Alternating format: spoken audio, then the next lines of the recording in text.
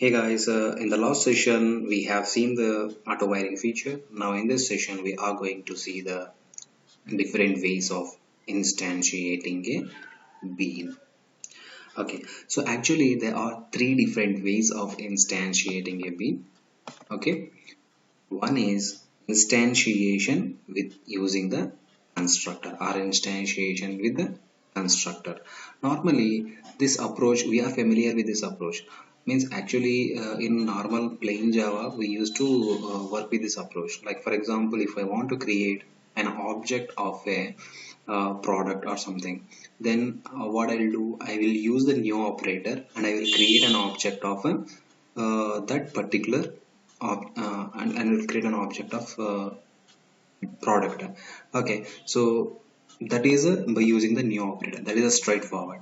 Okay, and the second way of like creating an object is using the static factor method. Like in normal core Java also you used to find out this topic, static factor method, but in Spring also this topic is included. So a bean is instantiated with the static factor method by calling the static factor method. So what we are doing here in this one, the second thing what we are doing means we will take one class, and in that class we will create a static method. Okay, and we will give this static method to the container. The container should call this static method to create an object of that bean. For example, I have order class. Okay, so order bean. Okay, I want to create an object of order bean using the static factory method. Okay, so what I'll do, I will create a static factory method in the ordered class. For example, a method name can be create order. Okay, so that create order method will return the order object. Okay, so that is the way of calling the static factor method. Okay, so the third thing is that instantiation using the non-static method.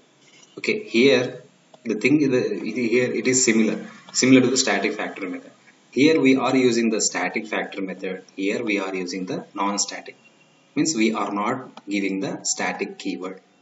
Okay, so fine. In this session we will learn this instantiation with using the static factor method, and we will see a simple example on this one, and the next tutorial will cover this topic. Okay, so let's jump to the topic. Okay, so let's jump to the topic, instantiation with the static factory method. As I said, like if we want to create an object using the static factor method, the particular bean class should have a static method. Okay, so for example, I have taken one simple example. So this is the example. Here I have a class called client service. This client service class is having one create instance method. Create instance method is a static method. So what I'll do is I will give this create instance method to the container. So what the container will do is the container, instead of creating the object by using the new operator, what it will do is it will call this create instance method and it will return this object. Okay, so what if we have the properties? Of course we can define the properties in normal way, what we used to do. If you want to use constructor arguments, you can use constructor arguments, or if you want to use property tag, you can use property tag. Okay, okay, fine. I hope you understood the topic. Let's jump to the example. Okay, and before going to the example, I'll show the bean definition. Okay, so how the bean definition would be.